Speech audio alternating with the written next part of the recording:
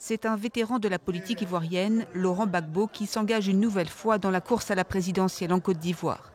Exactement comme il l'avait laissé entendre en 2021, tout juste de retour dans son pays, à l'issue de son procès à la CPI. Me voici devant vous, nous allons reprendre ensemble notre chemin.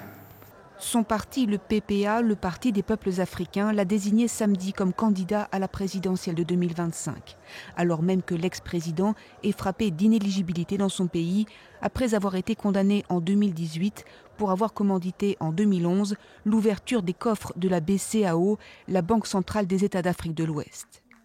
Laurent Gbagbo, c'est l'histoire de plusieurs décennies de lutte pour la conquête de la présidence ivoirienne depuis son premier échec à la présidentielle en 1990 face à Félix Houphouët-Boigny.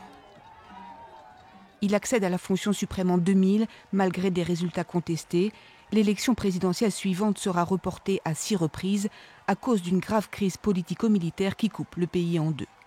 En 2010, elle l'opposera à Alassane Ouattara, qui est élu président d'après les résultats de la commission électorale.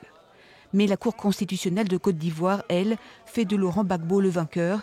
S'ensuivent des affrontements sanglants et meurtriers entre les deux camps. Les exactions feront plus de 3000 morts.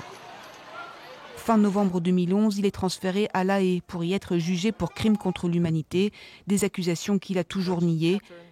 Il sera acquitté en 2021 à l'issue d'un long procès à la CPI. De retour en Côte d'Ivoire depuis, Laurent Gbagbo attendait son heure.